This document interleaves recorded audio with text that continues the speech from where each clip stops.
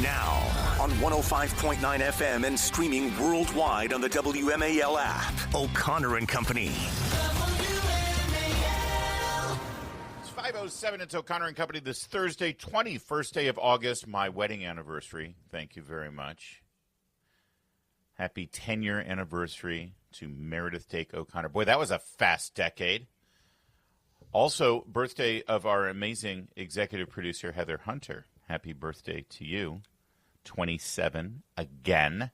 Coming up later this morning at 6:35, Matthew Hurt, chairman of the Arlington Republican Party.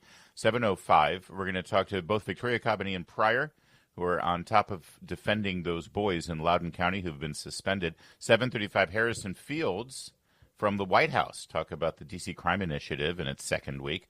8:05, KT McFarland. And 8:35, oh, check it out. We've got the Deputy Director of National Intelligence. That would be Tulsi Gabbard's right hand. Aaron Lucas to talk about a big announcement yesterday, downsizing almost in half the office of the Director of National Intelligence. You don't hear about that a lot in government. Hey, we have too many people. Let's cut and get more efficient. We'll talk to Aaron Lucas about that. It's Larry O'Connor alongside our buddy Bethany Mandel. You're here on my anniversary and Heather Hunter's birthday, and you brought us nothing. I brought myself tea. I don't know if that counts. But I'm pretty mad that Heather didn't mention during our entire pre-show meeting that it's her birthday. What is this? I wished her a happy birthday, but it was in passing. We don't like to make a big deal of these things. I was not on. Until we get on air. I was not here yet when you did that. Yeah. It's all right. But you know what you did bring to the table, though? Plenty of anecdotes in your life that have made their way into public policy and controversy. I want to, the Smithsonian thing that you've been writing about and talking about quite a bit, and the President Trump and the administration seems to be really going all in on trying to reformat those exhibits. I want to get to that in a moment, but this week you had quite the dust-up with some people over, just a mom getting her kids back from camp. But what was weird was I had no idea. Why did you send your children to Nazi camp? That seems out of character for you. Does it, though? Well, that's true. I've been befriending famously, Nazis for very many years. Hug a Nazi lady. Yeah, that's right. I forgot about that. So let me tell you this story, and I want to hear your opinion, and I want to hear it from our listeners, too. I did, because I don't know the roots of it. I saw the fallout, but I don't know how it all began. Okay. So on Friday, my kids are at Zionist sleepaway camp. What it really means is they run around with Israeli flags, they sing Israeli songs. It's like rah rah. And dare to suggest that the Jewish people deserve a land to call their own. Correct. It's a very weird place. How dare you? It's very weird. So on Friday afternoon, they do a live stream event, and I watch it just so I can get a passing glimpse at my children because I'm a psychotic Jewish mother. No, there's nothing psychotic about that, or Jewish for that matter, exclusively. That's a little psychotic. So I'm watching, and all of a sudden, kids start running, and there's a lot of confusion. We don't really understand what's happening. They usually have like a pretty tight handle on the kids' attention, and all of a sudden, kids are like running chaotic as fast scene, as they can. last thing you want. Yes, you say, oh my God. Yes. So then we hear them say, let's get everyone to a different part of the campus right now. And they were about to start a ceremony celebrating the families and the kids and the campers who had decided to move to Israel, which is like what they do on the last Friday of every session. And it's like a really big deal that when they do this ceremony. And they stopped it and evacuated the kids. And all of the parents that are watching this live stream are like, what just happened? What's going on? Where are our children? What's happened? And so my mind, of course, always goes to the absolute worst instantly. Right. And I think a lot of people, too. If I were in your shoes, I would immediately think, oh, God, here come the paragliders. Yeah. It's going to be, So there were paragliders. I don't know if you knew that. No, I'm telling you, I don't know the origin. Yes. No, there were paragliders who were floating around the campus. There was 3 or 4 paragliders flying low around campus, and just for fun though, recreational. Yes, but they had no way of knowing that. Okay. Oh my God, I was joking when I said here come the. And you're correct. There were paragliders, and so the camp are amazing, and they fundraised to bring lots of kids from those Gaza border communities who were most most severely impacted by October 7th. Yeah. So it had to have been traumatic. It was very triggering and also scary. Like, they didn't know that they were friendly paragliders. Yeah. This It is New Jersey, after all. So all of a sudden, they see paragliders right as they're about to start this ceremony celebrating families who are moving to Israel at a Zionist summer camp. And it's not a big leap to think, oh, God, this is an attack. Right. And so they evacuate the kids. I think they got out the guns, I'm going to assume. And they called the state police. And they cut the video. And all of us have spies on the inside, whether they be like other parents or whatever, people who work there. And so on my group chat of other moms who have kids in the same camp, in the same bunk, they say, there's paragliders. They've called the state police. We're all hunkered down all in one building on campus. And so we're all panicked. And then we get a very quick all clear from the camp before Shabbat starts, and we turn off all of our phones. Like, everything's fine. It was just friendly paragliders. Right. And so I tweeted about it, and I said, like, it's such a shame that, first of all, these Israeli kids had their PTSD triggered, and second, that, like, this is so triggering for Jewish kids.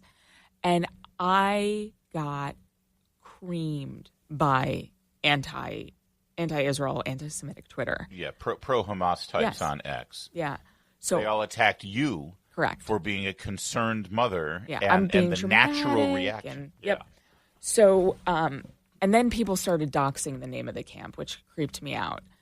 And my post got 5 million views on Twitter, and I deleted the post. I was like, I don't want the kids' camp. Wait, but doxed. did this all happen over Shabbat. the Yes. Sabbath? Yes. So you didn't know any of this until you... Until I logged back on. It's like that woman who tweeted right Yes, on the to South flight to Africa, South yes. Africa. Has Bethany landed yet? Yeah. Oh, God. So then I landed, and I opened Twitter, and I have, the post got 5 million views. Like, it had a lot of replies, a lot of quote tweets. I was like, I'm not interested in reading any of these. I deleted my original tweet. And then I had 20 or so nasty, horrible direct messages. And one of them stood out because it was a woman using her real name and her real picture. And it was psychotic. The woman was cursing me out, cursing my kids out. F your kids, F you who go to Nazi summer camp, free Palestine from you sick Fs. And I was like, who is this woman who dares to say these things under her real name? I'm just out of curiosity. So I search, and I discover in 30 seconds that she works at Fidelity. Oh, jeez. And she's just like a white-collar call center employee who's actually pretty high at Fidelity at the call center. Mm-hmm.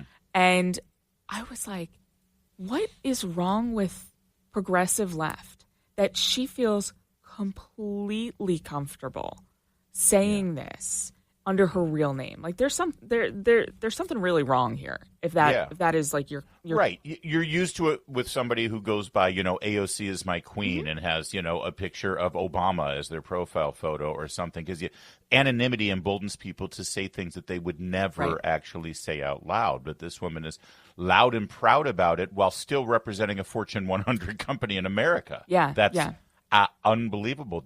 I want to know what happened. And I know you pursued this. You've written about it in the New York Post. We'll get the tail ending of this story, and then we'll move on. Now that we set aside the fact that you send your kids to Nazi camp, we'll get to move on to how you want to erase slavery from the history books. We'll get to that in a moment. Bethany Mandel, always stirring things up. It's 5:15. WMAL, making sense of the news. So Bethany Mandel, who's with us all morning long telling this story, she starts getting viciously, verbally abused by this woman who released her name on X. She goes by the name Danielle Gordon. She works for Fidelity, but she has no problem throwing the F word around, calling pro-Zionist Jews Nazis, saying that your kids, and by the way, going after kids, these are children. Mm-hmm. These are children at a summer camp. And, obviously, if you're pro-Hamas, you're fine targeting children in any way whatsoever to make your point. I think you've proven that. So you find out who she is. You start engaging and exposing her. Then what happened? So I decided to, I found her LinkedIn. So, and there was on her LinkedIn. It was funny. I was showing my kids my article for the New York Post, and my 10-year-old son.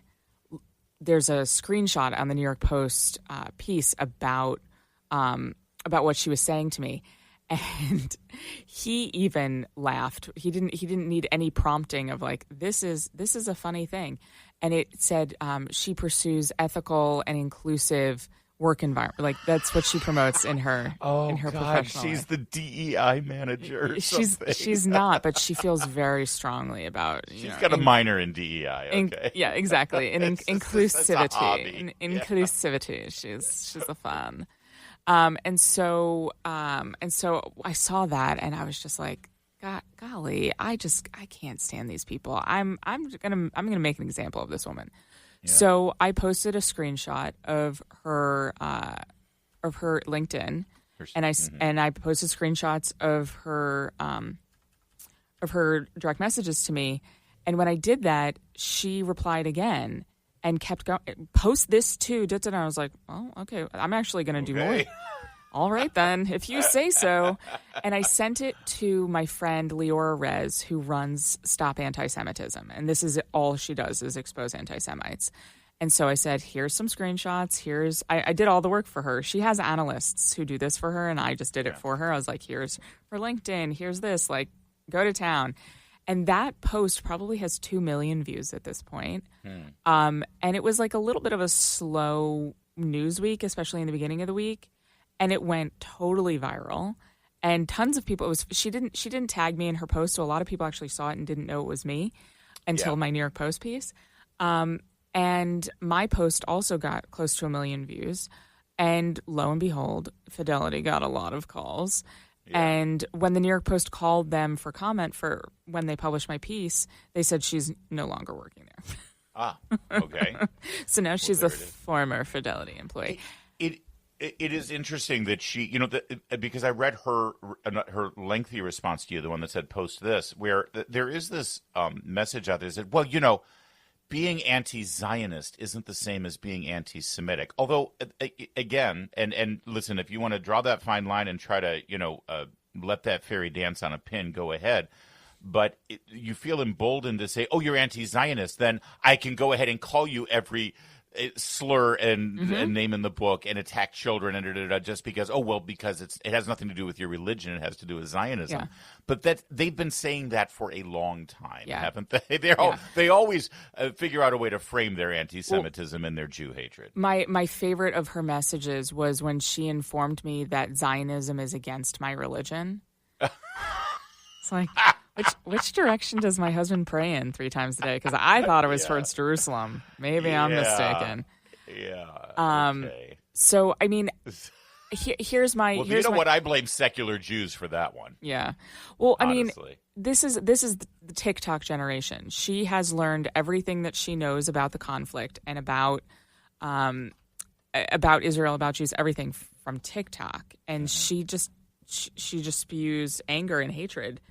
Because she's been fed nothing but, hateful content for the last 2 years.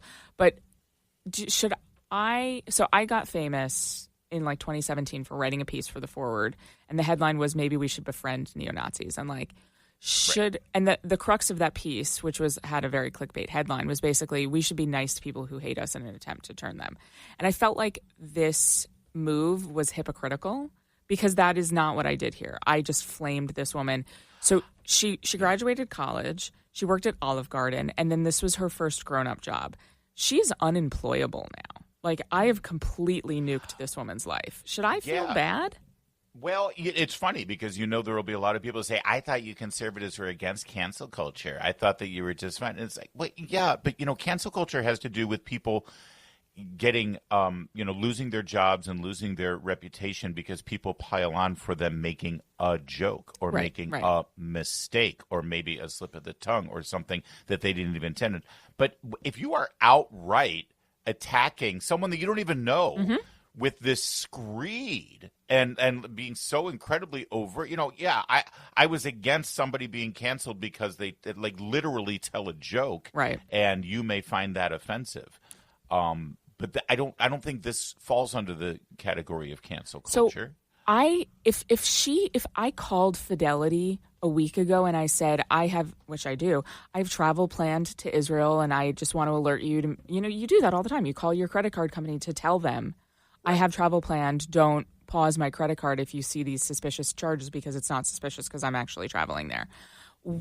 What if someone called Fidelity to move money through their accounts in Israel? Like, what kind of customer service were they going to get from her? Was their money safe? Like, that was a question. That was part of my decision. And this is the person who handles it. Yeah, exactly. Yeah. Or you call and say, I want you to help me transfer funds from one of my accounts to this pro-Zionist charity. Yeah.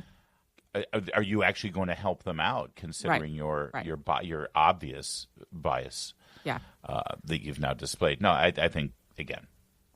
Am I safe? You're as always, you're a righteous Jew, and I appreciate that about you. And I am a Zionist Catholic, and this is why we get along. There you go. All right, we'll hear the Smithsonian story coming up in a bit. It's 5:24. Now on 105.9 FM and streaming worldwide on the WMAL app. O'Connor and Company. It is 5:37 on a busy Thursday morning. Coming up at 6:35, Matthew Hurd, chairman of the Arlington Republican Party, big rally today for schools out there, and it looks like a certain candidate for governor will be joining. 7:05, we've got Victoria Cobb of the Founding Freedoms Law Center. And Ian Pryor of America First Legal talking about those boys who got suspended in Loudoun County. 7:35, Harrison Fields from the White House on the D.C. Crime Initiative. 8:05, Katie McFarland on Russia. And at 8:35, Aaron Lucas, he is the Deputy Director of National Intelligence, talk about a big announcement yesterday from Tulsi Gabbard, downsizing that operation. It's Larry O'Connor with Bethany Mandel. Good morning, Bethany. Good morning. Bethany Mandel of the Mom Wars podcast on Substack. Yeah. Come on. Sorry. I don't join you for funsies. I'm promoting my life. Oh, yes, you do. I know I do. I really do. And for the Mom Wars Substack podcast. Absolutely. And by the way, I meant to ask you, and it's awkward to do it on the air here, but can you give me some of that Zionist money and pay for me to go to Israel, please? Because I'm not getting... I'm so pro-Israel, and I literally get nothing out of it. I thought that there was big Jew money in this town, Bethany. You also know that Jews are cheap, right? Stereotypes exist for a reason. That's true. All right, good to know. I shouldn't give it away for free, though. Come on. This is a transactional city. No one's going to buy the cow, Bethany. I mean, you're giving the milk away for free, Larry. Everyone knows you're easy. So President Trump continues to post on Truth Social about the exhibits at the Smithsonian and the direction the Smithsonian has taken in recent years. It's been on steroids since 2020 and the 1619 Project and all of that stuff. But this has been a development within the arts and within arts management and historians who are saying, we've neglected the real story of America. And apparently the real story of America, in the beginning, middle, and end, is all slavery. Mm-hmm. That's it. That's it. Everything going on in the world is slavery. And Trump has had enough. And he said, listen, we got our 250th anniversary coming up. I'm in charge of it. I'm going to be the president of this celebration for historical institutions that are funded by the federal government. I want to make sure that we got more to the story here than just, as I often quote Dennis Prager calling it, the proctologist's view of America. Let's there's more to our country than that. And by the way, last I checked, literally everybody around the world wants to move here. We've let do the old hypothetical. If you get rid of the border, will people flee the country or will people flee to the country? Mm-hmm. Well, we learned that lesson because we got rid of our border, and look, everyone fled to this country. So I know, Bethany, you've been writing about this for so long, and I think that your article in the Post a couple of months ago really sort of launched this effort as well, or brought more focus to it. And now you're hearing pushback. CNN, Abby Phillips, all these other people, they're having all these panel discussions that Trump and Republicans and you, Bethany Mandel, are denying slavery, that you're like history revisionism, like slavery never happened. Yeah. So it was actually for Fox News, and it was a couple weeks ago, but I've been yelling about this. Fox News, not the Post. It's fine. I've been yelling about this for years, and I'm so excited that President Trump is doing this. So I wrote my piece right around the 4th of July holiday. In the week leading up to the 4th of July, the National Museum of American History, this was what was on their homepage, okay? The 4th of July weekend. 4 features: a lunch counter sit-in, women's suffrage, 19th century black firefighter, and a community center for pregnant Latina Americans. Latina immigrants. Not pregnant transgender Latina immigrants? Nothing about the 4th of July on the American history. Nothing about Thomas Jefferson. So that is a perfect encapsulation of the issue that we have here. Yeah. Of course, slavery is an important part of our national conversation and everything that we need to, but it's not the only story. And I see this at Mount Vernon, for example, and my kids have picked up on this. They walk out and they're like, the only thing that I heard was George Washington had slaves.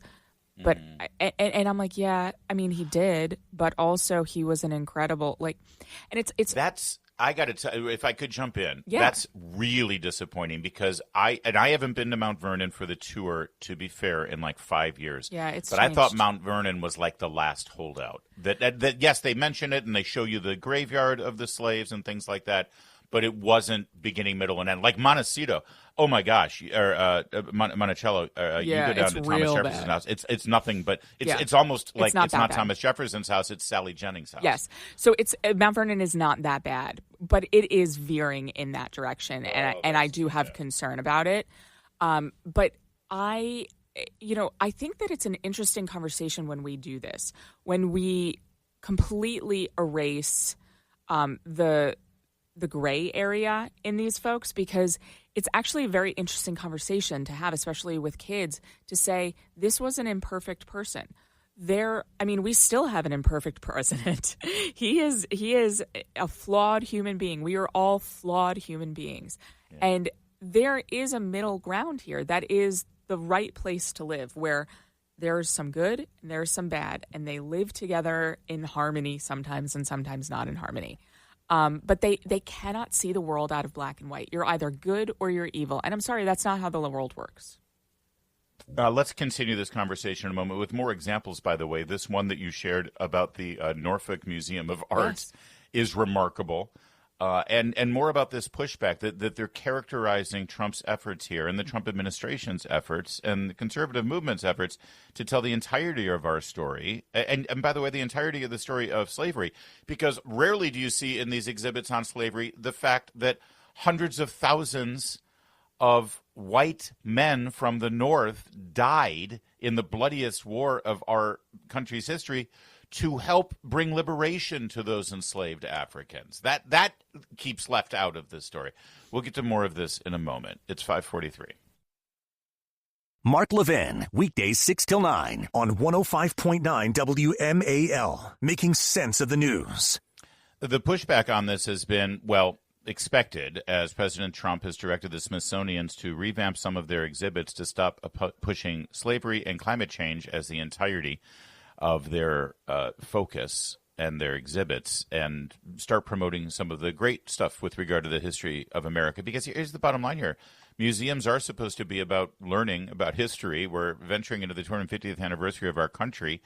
And yes, there's bad things in our history. There's also great things in our history. And you don't spend all of your time focused on bad things. Even the worst possible thing, which slavery, you could argue, was at the expense of the great things. Yeah. And so finding that balance is the way to go. But boy, oh boy, because of course, Bethany, the idea here is that Trump is a racist. Yeah. And anyone who suggests that we should talk about something other than slavery 100% of the time is also racist. Therefore, this is the pushback. Yeah, and they, this is the sort of the false choice that they've presented us with, that you can either only talk about slavery or you're a racist. Yeah. And I'm glad that President Trump is the president, because we needed someone who just did not care. Like, you Doesn't can name cower. call, Yeah. You can call me whatever you want, and he just says, he's like, we can't just talk about slavery. We, especially leading up to America 250 and having these conversations about the incredible bravery. I mean, they risked their lives to get us independence from Great Britain, and the choice was, I mean, what did Ben Franklin saying? We hang together, or we all hang together. Basically, that's the paraphrase. We hang together, or we shall surely hang alone. Yes. Yeah. So I it's just very disappointing. And if I'm going to make requests of the Trump administration, I feel a little greedy doing that, because it's like, Dianu, you've done enough for me. But if I'm going to make more requests of the Trump administration, in that Fox piece where I talk about the Smithsonian's, I also talk about an exhibit that I saw at a Norfolk museum when we were on vacation with my kids. And this is another museum that gets federal funding, that the entire theme, and this is an art museum, okay? We were in an art museum, and they had a huge part of this exhibit about Jamestown is sinking. And it's all about, and I'm just going to read it to you. It explores the relationship between climate change and colonialism in Virginia's Tidewater region. In an art museum. In an art museum. Compelling viewers to examine how colonialization, spurred on by capitalist interests, has dramatically altered the natural environment. Why is a museum like this getting federal dollars, is my question to the Trump administration. This is the kind of thing that ruined the Disney movie Pocahontas for me, too, but that's a whole other story. Mm-hmm. Great performance from Judy Kuhn. Here's Abby Phillips, because this became one of the conversations on the roundtable on her show that is only watchable for the clips of Scott Jennings. But at this point, it was Jillian Michaels, the fitness person from Biggest Loser, who said, listen, first of all, only 2% of the people in the South owned slaves, number one. Number two, some of the slave owners were black, by the way. Here's Abby Phillips. She didn't do this on her show. She did a selfie Instagram video pushing back, which is sort of remarkable. Discussion on the show about Trump's attempts to influence parts of American culture, like the Smithsonian, like the Kennedy Center, and the arts, when suddenly the conversation turned to slavery and race. And Jillian argued that everything in the culture has become now about race. He's not whitewashing slavery. So he's not? He's not. No, okay. He's not. And you cannot tie imperialism and racism and slavery to just one race, which is pretty much what every single exhibit does. Then what really shocked all of us at the table was that she seemed to try to be minimizing the impact of racism and slavery on American history. Do you realize that only less than 2% of white Americans own slaves? But it was a system of white supremacy. You realize that slavery is thousands of years old? White people were Do you know the slave who owners. was the first race to try to end slavery? That's an incredibly misleading statistic, because even the Americans who did not own slaves also participated in slavery by benefiting from the economic system of slavery, the political system of slavery, and culturally treating black people as if they were not human. But Jillian didn't acknowledge any of those things, and that, I think, is really what shocked so many of us at the table. Since then, she's doubled down, and I find this fascinating for a lot of reasons. First of all, but that you're seeing the pushback again on these things and suggesting, and I guess obviously the suggestion here, because she keeps using words like, we were shocked, shocking to hear this, and shocking to hear that, and outrageous and misleading, is that Jillian is a lying racist. Mm-hmm. Otherwise, why are you shocked, right? And just out of journalistic integrity, she's the host of a show. Yep. She wants to say these things, say it on your show, and bring Jillian back and debate her. That's exactly. Instead of on your own time posting this screed that you've put together. It's everything about this is deceptive and deceitful, but it shows you how this is not ending, Bethany. You lit a fire here, and this is going to be an ongoing fight. Yeah, that's exactly what I was thinking when I was listening to this, Larry, that it was really unethical. And it should give people pause before they go on their show, because she will go on her social media after the fact and call you a racist and deny you the opportunity to defend yourself. But I think that this is I think it's a mistake to go just from a messaging perspective. You don't have to argue slavery. Like it doesn't have to be debated. What I think Republicans and conservatives need to be doing, and I don't fault Jillian Michaels, by the way. I think it's an interesting conversation, whatever. But it is a trap argument. It is, yes. And I think the right message is, in museums, it needs to look a little bit more patriotic. That's it. They're American museums that are funded by our tax dollars, and they should celebrate our country because that's their purpose. Yeah. Which is, by the way, exactly what they told us when they convinced our representatives to fund these things. Well, we're going to celebrate America. Okay, then do that. Celebrate America. Yeah. It's 5:54.